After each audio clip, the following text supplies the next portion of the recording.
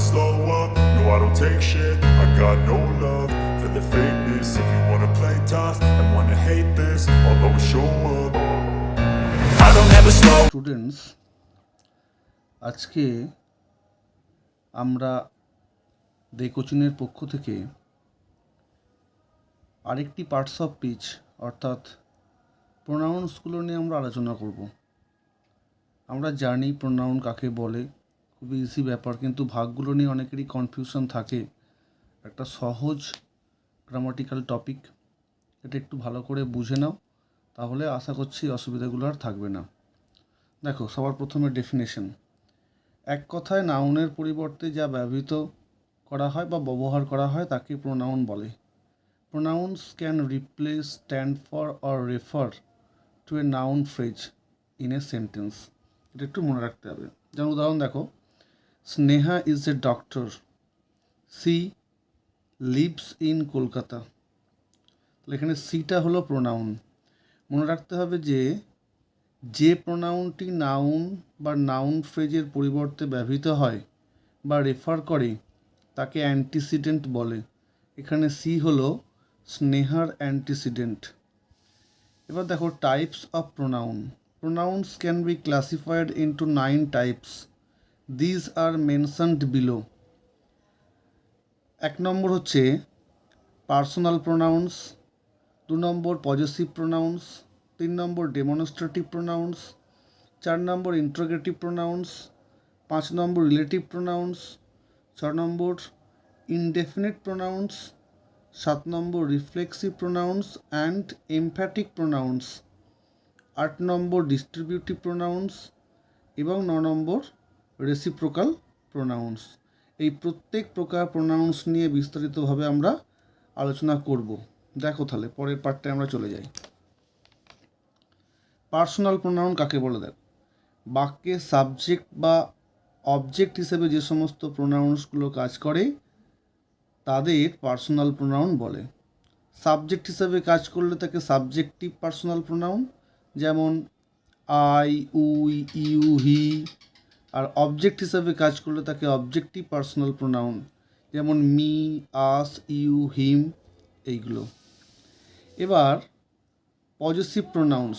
Possessive বোঝাতে যে প্রোনাউনগুলো ব্যবহার করা হয় তাদের পজেসিভ প্রোনাউন্স বলে, যেমন mine, ours, yours, his, hers, theirs ইত্যাদি হলো পজেসিভ প্রোনাউন্স। ডেমনস্ট্রেটিভ প্রোনাউন্স, যে সমস্ত প্রোনাউন্স দ্বারা একটি বাক্যের নাউনগুলোকে আইডেন্টিফাই করা যায় তাদের ডেমনস্ট্রেটিভ প্রোনাউন্স বলে, যেমন দিস, দ্যাট, দিস, দোজ ইত্যাদি। যেমন this is a great news, দিসটা হলো ডেমনস্ট্রেটিভ প্রোনাউন্স। এরপরে দেখো ইন্ট্রোগেটিভ প্রোনাউন্স, খুব সহজ।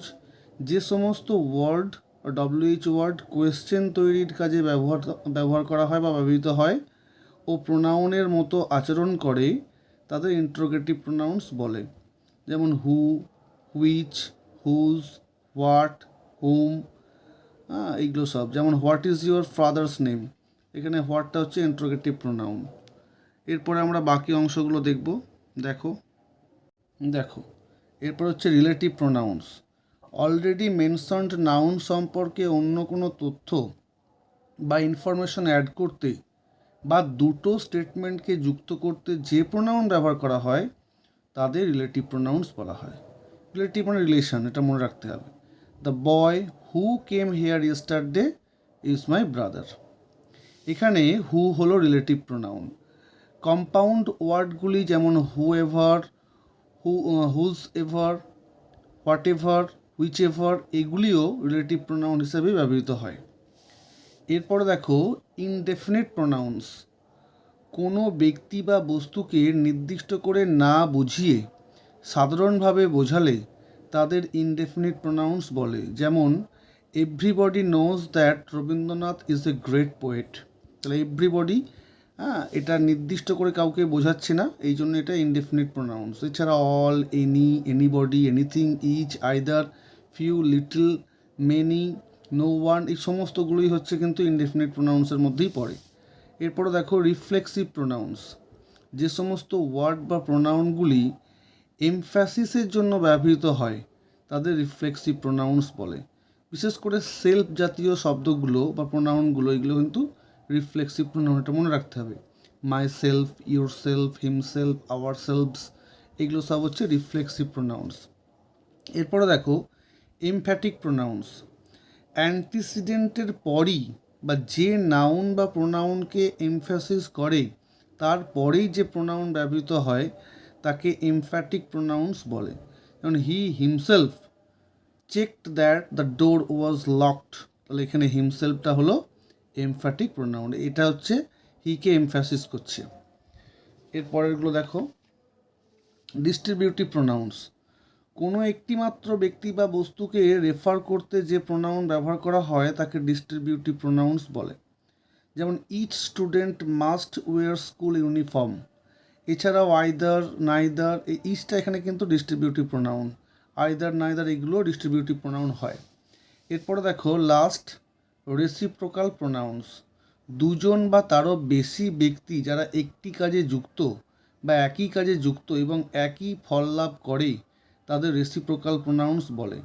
যেমন Rohit and Rajesh help each other, এখানে ইচ আদার হলো রেসিপ্রোকাল প্রোনাউন। এছাড়াও ওয়ান অ্যানাদার, হ্যাঁ, এটিও কিন্তু রেসিপ্রোকাল প্রোনাউন। তাহলে প্রোনাউনগুলো তোমরা খুব ভালো করে আশা করি দেখে নিয়েছো। প্রোনাউনগুলো সম্পর্কে আর কোনো একটা অসুবিধা আশা করছি হবে না। যদি কারোর এ বিষয়ে কোনো প্রশ্ন থেকে থাকে তোমরা অবশ্যই কমেন্ট বক্সে এসে জানিও। আর যদি ভিডিওটা ভালো লাগে অবশ্যই বন্ধুদের মধ্যে শেয়ার করে দিও, তাহলে সকলেরই কিন্তু অসুবিধা দূর হবে।